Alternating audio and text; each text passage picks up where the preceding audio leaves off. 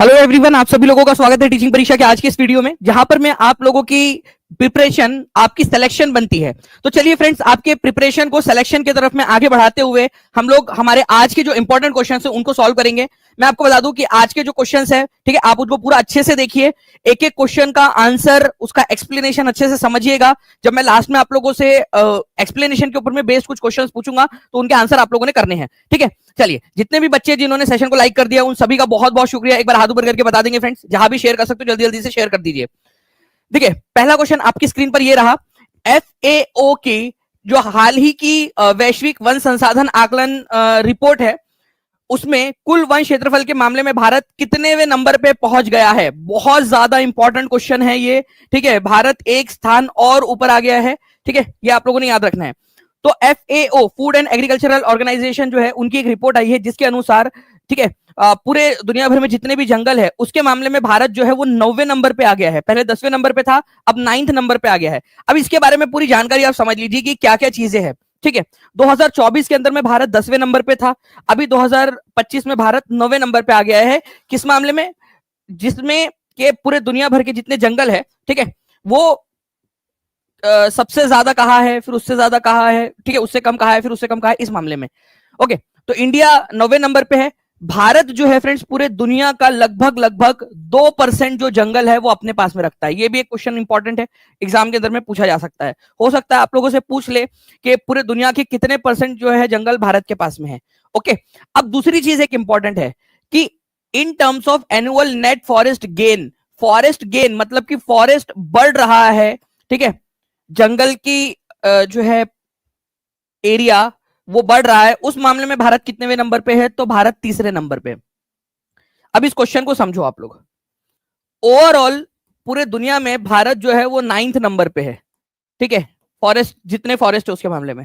और गेन मतलब कि जंगल में बढ़ोतरी हो रही है जो, ठीक है, उस मामले में भारत तीसरे नंबर पे है, कि तीसरे नंबर का है जहां पर में सबसे ज्यादा जंगल बढ़ रहे हैं, ठीक है, जंगल की मात्रा बढ़ रही है। तो ओवरऑल 9th नंबर पे है। गेन मतलब कि जितने बढ़ रहे हैं पिछले साल के मुकाबले में, अब इस साल बढ़ गए हैं, उस मामले में तीसरे नंबर पे है। ये चीज समझ में आई क्या? लगभग लगभग 2% जंगल पूरे दुनिया का भारत के पास में है। ये भी समझ में आ गया आप लोगों को, ठीक है। चलिए, तो ये इंपॉर्टेंट पॉइंट है, एग्जाम के अंदर में पूछा जा सकता है। ओके, चलिए, नाउ नेक्स्ट क्वेश्चन की तरफ में हम लोग आगे बढ़ते हैं फ्रेंड्स। हमारे पहले नंबर पे रशिया है, ये याद रखना है आप लोगों ने, ठीक है, इसके अंदर में। और भारत जो है वो 9th नंबर पे। पहले नंबर पे कौन है सबसे ज्यादा जंगल के मामले में? तो रशिया है। दूसरे नंबर पे ब्राजील है। और ये आपका PIB के अंदर में भी ये जो है आपका आया हुआ है ये न्यूज, तो इसी वजह से इंपॉर्टेंट हो जाती है। कौन सा भारतीय राज्य आधिकारिक तौर पर अत्यधिक गरीबी से मुक्त घोषित होने वाला पहला राज्य जो है बनने वाला है? ये बहुत ही इंपॉर्टेंट खबर है, ठीक है, एग्जाम के पॉइंट ऑफ व्यू से भी और हमारे मानवता के हिसाब से भी। देखिए फ्रेंड्स, मैं आपको बता दूं कि पूरी दुनिया में, ठीक है, दूसरे नंबर की एक ऐसी जगह बन गया है ये, या बन रहा है, जो एक्सट्रीम पॉवर्टी से पूरी तरह से मुक्त होने के कगार पे आ गया है। आपको पता है चाइना जो है वो एक्सट्रीम पुअर्टी फ्री है। मतलब एक्सट्रीम पुअर्टी का मतलब जहां पर में लोग भूख से मर जा रहे हैं, ठीक है, लोगों के पास में बेसिक सुविधा तक नहीं है, ठीक है, भूख से मर जा रही, इससे ज्यादा और क्या घनघोर गरीबी हो सकती है, ठीक है। तो एक्सट्रीम पुअर्टी जो है उससे पूरी तरह से मुक्त होने वाला केरल जो है वो राज्य घोषित हो रहा है। ये याद रखना है आप लोगों ने, केरल। चाइना जो है वो एक्सट्रीम पुअर्टी फ्री है पूरी दुनिया में, और अब हमारे भारत का केरल जो है वो बन रहा है, ये याद रखना है। तो भाई कितनी बड़ी बात है ये। और आप सोचिए कि क्या उन्होंने अलग किया होगा ऐसा, केरल की क्या पॉलिसीज रही है, ठीक है, क्या उन्होंने सोचा, उन्होंने जाति धर्म और बाकी जो चीजों में इधर में और जो बाकी राज्य उलझे हुए रहते हैं उनसे अलग होकर डेवलपमेंट के ऊपर में फोकस किया है, मेन मुद्दों के ऊपर में फोकस किया है, ठीक है, सोच समझ के साथ में क्रिटिकल थिंकिंग डेवलप की है। तो ये एक दिन में नहीं हो गया, वो बहुत लंबे समय तक वहां पर में जो है चीजें हुई है, जिस वजह से ये इस मुकाम पर पहुंच गया। और यहाँ ये बड़ी बात है, आप सोचिए कि कोई इंसान भूख से मर जाए, ठीक है, या पानी ना मिले उसको, इस वजह से वो मर जाए, तो ये कितनी खराब चीज हो सकती है। आप खुद सोचिए कि भूख से मरना कितना खराब हो सकता है। ऐसा नहीं कि मतलब जानबूझ के मरना है, खाना नहीं है चाहिए लेकिन खाना नहीं है। ओके, तो बी इसका आंसर हो जाएगा। ये आप लोगों ने याद रखना है फ्रेंड्स कि 1 नवंबर 2025 को केरला जो है वो फर्स्ट स्टेट घोषित कर दिया जाएगा, ठीक है। और वर्ल्ड बैंक ने कहा है कि एक्सट्रीम पुअर्टी जो है यहाँ पर में एक पर्सन के पास में $3 से भी कम जो है परचेसिंग पावर पैरिटी अगर उसके पास में है तो वो एक्सट्रीम पुअर्टी के अंदर में आता है, ठीक है। और इसमें मैं आपको अगर साधारण भाषा में बताऊं तो वो बेसिकली अपना खाना भी नहीं ले पा रहा है, खाना भी नहीं जुगाड़ पा रहा है। गुलाबी क्रांति किससे संबंधित है ये आप लोगों को बताना है। पिंक रिवॉल्यूशन, जल्दी से बताइए आप लोग।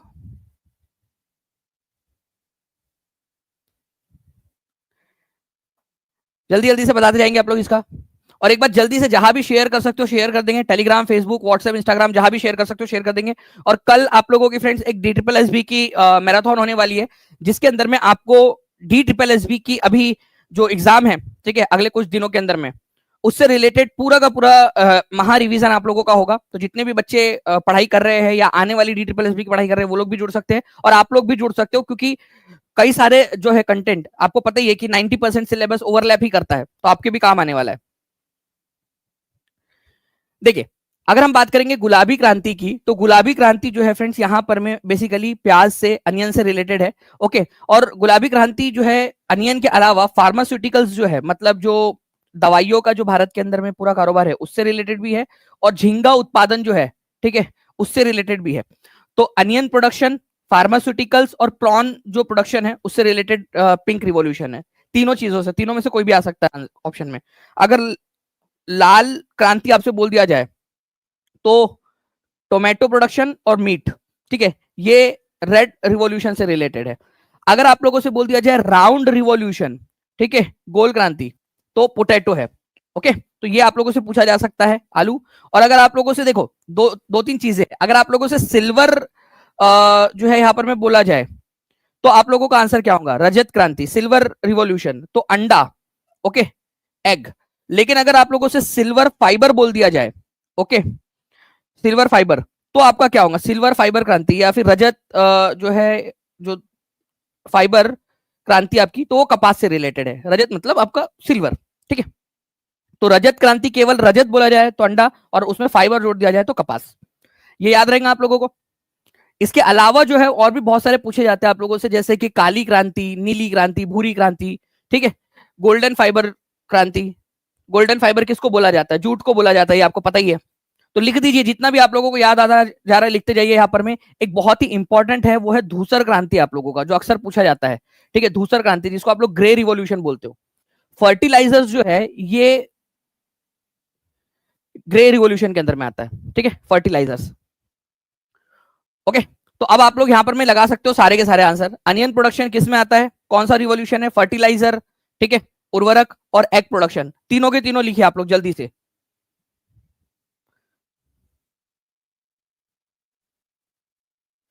आज छठ मनाने गए हैं सारे लोग, अच्छा मैक्सिमम लोग छठ मनाने गए हैं।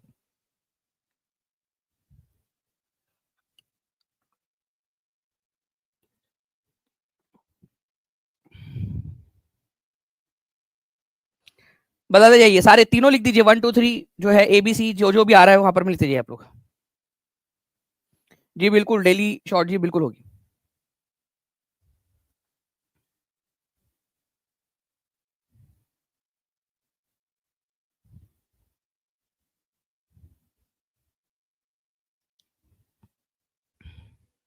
चलिए, आप लोगों ने लिख दिया है फ्रेंड्स तीनों के तीनों। आगे बढ़ते हैं हम लोग। यहाँ पर मैं आपको बता रहे हैं कि हमारे भारत में जो प्रियम्बल है वो कहां से ली गई है, ये आप बताइए जल्दी से। भारत में प्रियम्बल कहां से ली गई है ये आप लोगों ने बताना है।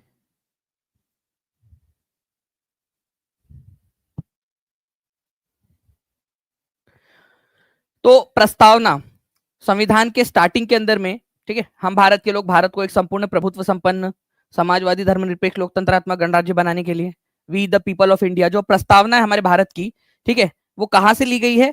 आप लोगों के आंसर आ जाने चाहिए। आंसर होगा फ्रेंड्स USA से ली गई है, ठीक है, USA के संविधान से।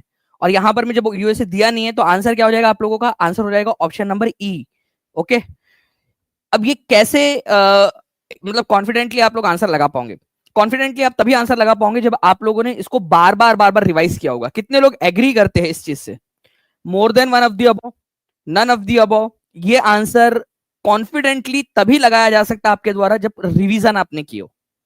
और टीचिंग परीक्षा आपको इसी तरीके से रिवीजन करवाता है, बार बार बार बार रिवीजन करवा के जो आपको पढ़ाया जा रहा है, आपको टेस्ट दी जा रही है, आपको इतने सारी जो टेस्ट आप लोगों को अवेलेबल है ऐप के ऊपर में, ठीक है। आई थिंक शायद से अभी 1,30,000 से ज्यादा क्वेश्चन केवल आपके ऐप के कोर्स के अंदर में आप लोगों के 1,30,000 से ज्यादा क्वेश्चन आप लोगों के अवेलेबल हो चुके हैं, ठीक है। जो क्लास क्वेश्चंस और एमसीक्यूज और अलग अलग तरीके से जो क्वेश्चंस आप लोगों को दिए गए हैं। चलिए, तो ये जो चीज है प्लीज इसको याद रखिएगा आप सभी के सभी लोग। ओके, आगे बढ़ते हैं हम लोग फ्रेंड्स नेक्स्ट क्वेश्चन की तरफ में। अ, आप लोगों को बताना है कि भारतीय राष्ट्रीय कांग्रेस के किस अधिवेशन में पूर्ण स्वराज का सिद्धांत गृहीत हुआ था।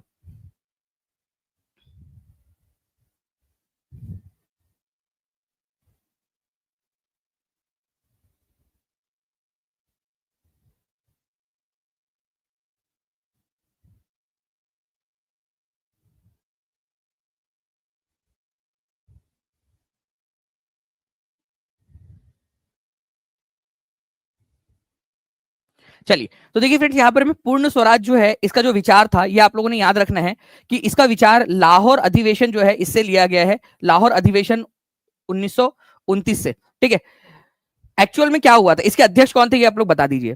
पहले हमारे भारत के अंदर में सबसे पहले 1900, ठीक है, कितना था यह बताइए। चलिए मैं एक और अंक जोड़ देता हूं, ये आपको सिर्फ एक जो है यहां पर में जोड़ना है। जब पहली बार भारत के अंदर में स्वराज शब्द का इस्तेमाल किया गया था, पहली बार स्वराज शब्द का, स्वराज का मामला ये था कि हमारे भारत के अंदर में कुछ मामले ऐसे होंगे जो भारतीय लोगों के हाथ में सौंप दिए जाएंगे, लेकिन जो विदेशी मामले है, कम्युनिकेशन है, ट्रांसपोर्ट है, वो अंग्रेजों के पास ही रहेगा। वो पूर्ण स्वराज नहीं था, केवल कि भारतीय लोगों को भी उसमें शामिल किया जाए। तो 1906 में, ठीक है, कलकत्ता अधिवेशन के अंदर में पहली बार इसको बात उठाई गई थी। लेकिन जब स्वराज नहीं मिला तो फिर बाद में जो है क्या हुआ, हमारे भारत के अंदर में 1929 के लाहौर अधिवेशन के अंदर में पूर्ण स्वराज की बात की गई। अब पूरी कंप्लीट आजादी चाहिए। ओके, 1906 के कांग्रेस का अधिवेशन कहां पर में हुआ था और इसके अध्यक्ष कौन थे ये आप मुझे बता देंगे जल्दी से। ओके, जल्दी जल्दी से बताइए आप लोग कि यहां पर में इसके अध्यक्ष कौन होंगे, अध्यक्ष कौन थे। गुड, आगे बढ़ते हम लोग फ्रेंड्स यहां पर में हमारे नेक्स्ट क्वेश्चन की तरफ में, ठीक है। तो लाहौर अधिवेशन के अध्यक्ष जवाहरलाल नेहरू थे, ये आप लोगों ने याद रखना है 1929 के अंदर में। तो कल डी ट्रिपल एस बी के हम लोग जो है इंपॉर्टेंट वाले क्वेश्चन हम सॉल्व करेंगे। और ये जो क्वेश्चन है आपके, ठीक है, टॉप 100 क्वेश्चन, इसमें आप सभी लोगों को आना है, क्योंकि इसमें से, और जब आप देखिए आपके लिए एक बढ़िया मौका है। कैसे, मैं आपको बताता हूँ। आप लोग क्या करिए, गेम की तरह हो सकता है ये आप लोगों के लिए, और खेल खेल में पढ़ाई भी हो जाएगी। आप ये पूरा सेशन जो है ना अच्छे से देखिए, जो भी मैं आपको करवा रहा हूँ डीडब्ल्यूएसबी के। फिर जो शिफ्ट में पेपर आते जाएंगे वो भी मैं आप लोगों को सॉल्व करवाऊंगा, ठीक है। उनके मेमोरी बेस्ड क्वेश्चंस और सारे आप लोगों को करवाऊंगा। ये क्वेश्चंस आप लोग, वो जब क्वेश्चन आएगा, एक्चुअल क्वेश्चन पेपर आएगा, उसके अंदर में भी आप लोग देखिए। उससे क्या होगा, आप लोगों को कॉन्फिडेंस बढ़ेगा कि जो आपने पढ़ा देखो वही आया है, ठीक है। आप लोगों की पढ़ाई हो जाएंगी। तो ये मौका है आप लोगों के पास में पढ़ने का। डेली शॉर्ट जी बिल्कुल जो है पूरा का पूरा जो सीटेट की बैच है उसके अंदर में आपका पूरा वापस से न्यू एनसीईआरटी के अनुसार स्टार्ट किया जा रहा है, ठीक है। तो और इसके अलावा मैं आपको बता दूं कि जो अराउंड कल एक बहुत ही बड़ा सरप्राइज भी मिलने वाला है आपको, ठीक है। सीटेट के जो स्टूडेंट्स हैं उन लोगों को एक बड़ा गिफ्ट, ठीक है, वो मैं कल बताऊंगा उसके बारे में।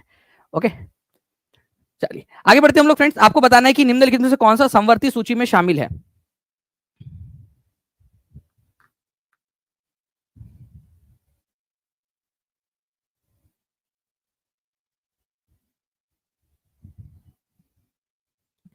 इनमें से कौन सा समवर्ती सूची में शामिल है।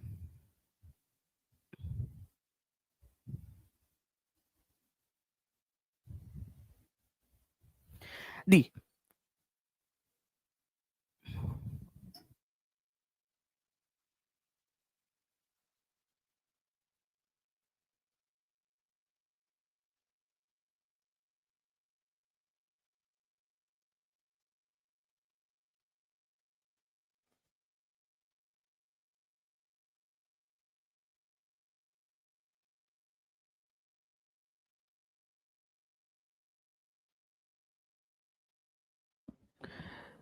Which of the following is included in concurrent list. तो देखिए फ्रेंड्स, हमारे भारत के संविधान के अंदर में, ठीक है, इसको हम लोग देख लेते हैं अच्छे से पूरा का पूरा।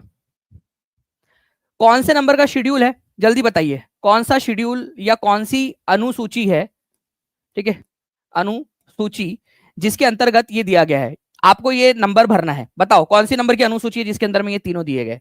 तीन प्रकार की लिस्ट है, 7वें नंबर की अनुसूची में। बहुत ज्यादा इंपॉर्टेंट क्वेश्चन है, ये पूछा जाता है कि कौन सी अनुसूची है जिसमें काम का बंटवारा किया गया है। एक है संघ सूची, ठीक है, संघ सूची जिसको आप केंद्र की सूची भी बोल सकते हो, ठीक है, सेंट्रल लिस्ट या यूनियन लिस्ट इसको बोला जाता है, ठीक है, यूनियन लिस्ट। उसके बाद में आती है एक राज्य की लिस्ट, ठीक है, राज्य की, स्टेट लिस्ट जिसको आप लोग बोलते हो। और एक है आपका, ठीक है, समवर्ती सूची, समवर्ती, ठीक है, समवर्ती सूची, जो जिसको आप लोग कॉन्करेंट लिस्ट बोलते हो, concurrent, concurrent list.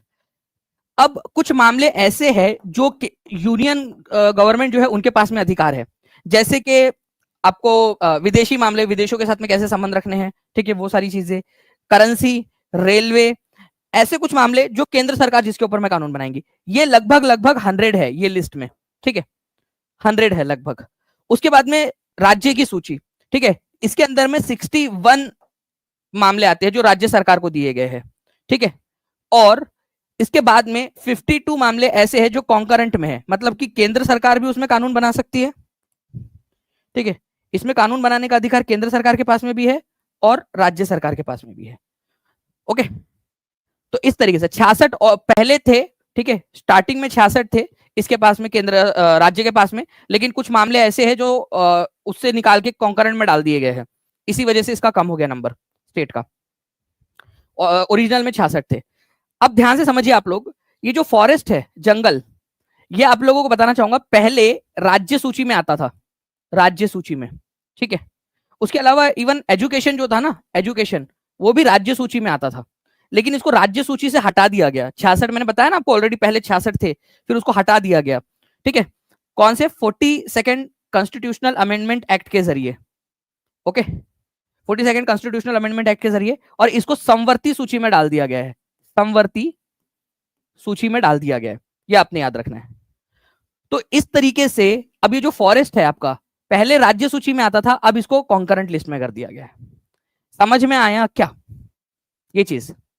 Okay, education, even तलाक और शादी ब्याह के जो मामले थे, ठीक है, वो पहले राज्य सूची में आते थे, लेकिन उसको यूनिफॉर्मिटी और अलग अलग, चाहे केंद्र सरकार भी उसके ऊपर में कानून बना सके बाद में जाकर, इस वजह से उसको राज्य से निकाल कर, ठीक है, कॉन्करेंट में डाल दिया गया, ताकि केंद्र सरकार भी उसके ऊपर में कानून बना सके। तो ये सारी चीजें हैं, ये आप लोगों ने याद रखनी है जी। चलिए, बहुत बढ़िया।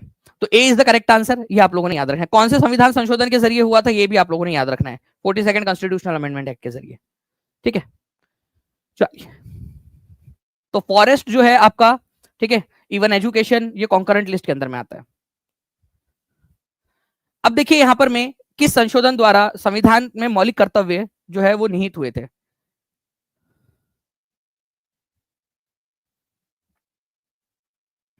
आज छठ पूजा है सर।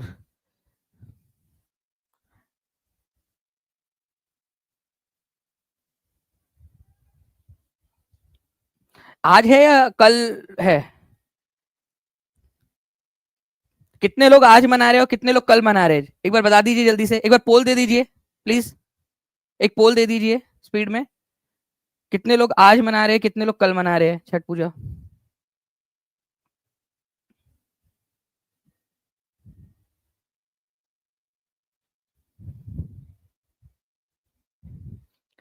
अच्छा, तीसरा एक ऑप्शन दे देना, जो लोग दोनों दिन मना रहे हैं उनका भी दे दीजिएगा।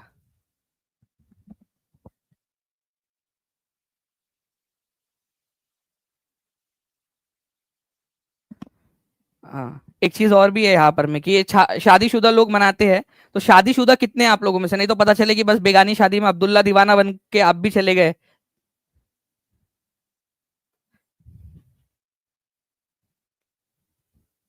अच्छा, कुछ लोगों का कल मॉर्निंग में भी है, ठीक है,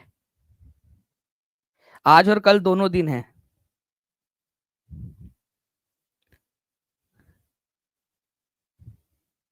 सब जाते हैं गुरुजी, अच्छा ठीक है, सभी लोग मनाते, ओके सभी लोग मना, घाट पर सब जाते हैं, ठीक है, आज भी है कल भी है।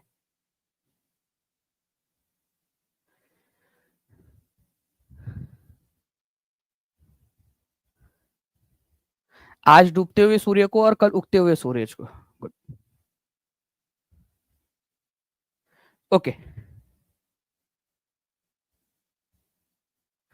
तो चलिए फ्रेंड्स, यहाँ पर मैं देखिए मौलिक कर्तव्य की अगर मैं बात करूं आप लोगों से 1976 के अंदर में, ठीक है, 42वां संविधान संशोधन, ओके, और 42वां संविधान संशोधन जो है इसके अनुसार आपको एक चीज याद रखनी है कि 1976 के अंदर में कितने संविधान कितने जोड़े गए थे, इसके अंदर में जोड़े गए थे फ्रेंड्स 10 मौलिक कर्तव्य, बाद में एक मौलिक कर्तव्य और जोड़ा गया, तो टोटल कितने हो गए, 11 हो गए।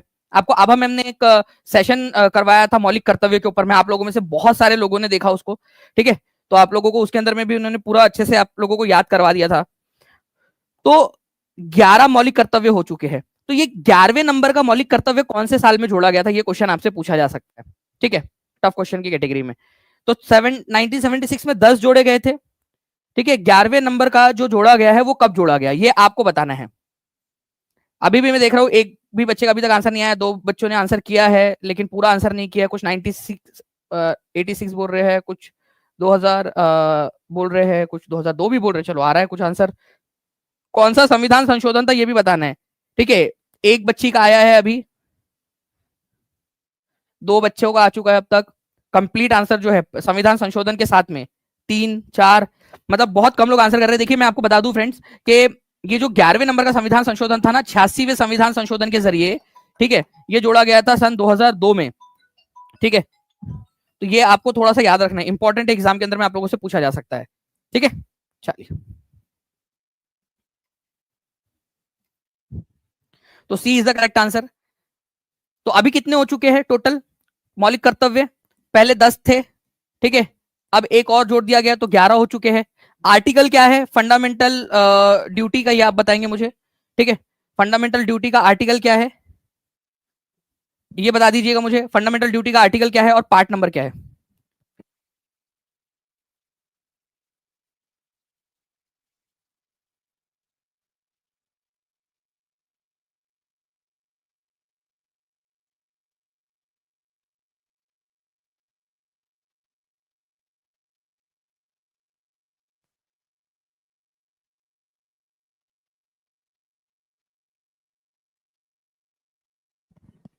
आर्टिकल नंबर 51 और पार्ट नंबर कौन सा है ये भी आप लोग मुझे कमेंट के अंदर में बता दीजिएगा, ठीक है, और आप सभी लोग जितने भी लोग देख रहे हैं यहाँ पर, मैं उन सभी को छठ की हार्दिक शुभकामनाएं, ठीक है, अगला छठ जो है आप लोग अपने एग्जाम क्लियर करके अपने सपनों को पूरा करके आप लोग मनाइएगा। एक चीज, चलिए आज बहुत सारे बच्चे बिजी भी है इसमें, एक आप लोगों से जस्ट 1 मिनट लूं मैं आप लोगों का सभी का, बहुत ध्यान से सुनना आप लोग, ठीक है, आप लोगों को एक हिंट देता हूं मैं, एक हिंट, मुझे बताना कि अगर ऐसा हो तो कैसा होगा। मैं आप लोगों के कमेंट का बहुत मतलब बेसब्री से, पूरी टीचिंग परीक्षा की टीम, स्पेशली हमारी टेक्निकल टीम भी इसका बहुत बेसब्री से आपके इनपुट का इंतजार कर रही है। ध्यान से सुनना मेरी बात को, सभी लोग रेडी है एकदम, पहले बता दो, ठीक है, एक हिंट देता हूं, अगर मान लो कि यूट्यूब जो है वो बदल के, ठीक है, टीपी ट्यूब हो जाए तो कैसा रहेगा, ठीक है, या परीक्षा ट्यूब हो जाए तो कैसा रहेगा, यूट्यूब को बदल कर, ठीक है, यूट्यूब को बदल दिया जाए और यूट्यूब का नाम परीक्षा ट्यूब कर दिया जाए तो कैसा रहेगा, बताइए, मैं हिंट दे रहा हूं आपको, आप समझ जाओ, ठीक है, और उसके अंदर में ऐसा हो कि आप जो भी यूट्यूब पर पढ़ रहे हो, ठीक है, जो भी आप पढ़ रहे हो उसको, उसकी आपको वहीं पे क्विज भी मिल जाए, आपको नोट्स भी बना के मिल जाए एक क्लिक पर, ठीक है, असाइनमेंट भी मिल जाए आप लोगों को, ठीक है, आपको रिवीजन भी वहीं पे मिल जाए आपको, अच्छा रिमाइंडर भी आ जाए व्हाट्सएप पर या मोबाइल के ऊपर में कि भाई देखो 2 दिन बाद तुमने रिमाइंडर सेट किया था, 2 दिन बाद वापस से पढ़ना है, तुमने तुमने पढ़ा नहीं अब तक, उठ जा पगली, सोई पड़ी है, रिमाइंडर आया है यहाँ पर में कि पढ़ाई करनी है, तुमने रिमाइंडर सेट किया था, अगर ऐसा हो जाए तो। और ऐसा नहीं कि ये भी, कोई भी पूरा यूट्यूब का, पूरे दुनिया भर का यूट्यूब का कोई भी आपका, ठीक है, वीडियो आप डाल दो इसमें, तो आप बताइए कैसा रहेगा। कमेंट के अंदर में बताना मुझे, ठीक है।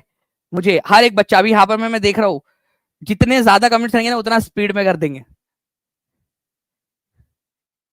नीचे में कमेंट के अंदर में कि यूट्यूब को बदल के परीक्षा ट्यूब कर दिया जाए उसका। हर एक चीज, कोई भी वीडियो उठा लो यूट्यूब का, 10 साल 15 साल 20 साल पुराना, आज का अभी का, कोई भी, हर चीज को। तो बस मैंने हिंट दिया है, वेट करिए आप, और इससे और ज्यादा एडवांस चीज आपके लिए आ रही है, ठीक है।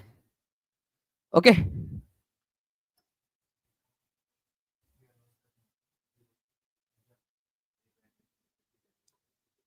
जी। एक और चीज है आप लोगों के लिए फ्रेंड्स, आप लोगों में से कोई, आपके कितने रिलेटिव्स है जो भी है जो सीटेट की तैयारी कर रहे हैं, ठीक है। कोई आपके रिलेटिव्स होंगे, भाई बहन होगा, या आपके कॉलेज में कोई दोस्त होंगे, आपके दोस्त होंगे, ठीक है। उन सभी को एक चीज आप लोगों ने बता देनी है, ठीक है। एक और चीज हम कल लेकर आ रहे हैं, जो है कल कल उसकी अनाउंसमेंट करेंगे दोपहर में हम, ठीक है। एक बड़ा गिफ्ट सीटेट के सभी बच्चों के लिए, जितने भी है उनको बता देना है आपने कि टीचिंग परीक्षा के यूट्यूब चैनल पे एक बड़ी अनाउंसमेंट होने वाली है, ठीक है। हर कोई बच्चा, ठीक है, कल मौजूद रहे टीचिंग परीक्षा के एप्लीकेशन पर, ठीक है। आप लोगों में से भी अगर कोई सीटेट देने वाला है तो कल रहना है आप लोगों ने, ओके। हर कोई बच्चा, ठीक है। तो जितने भी आपके साथी है, आपके रिलेटिव्स है, आपके फ्रेंड्स है, ठीक है, या आपके भाई बहन है, कजिन्स है, सबको बता देना, ठीक है।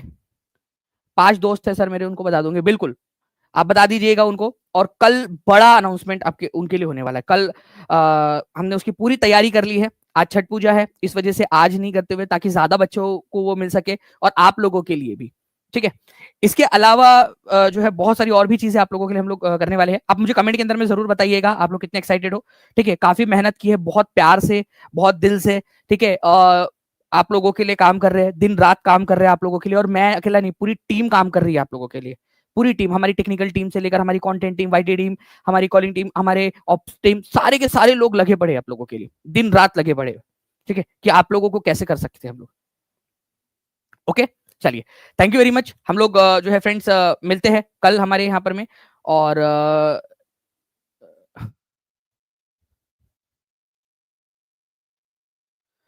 ओके।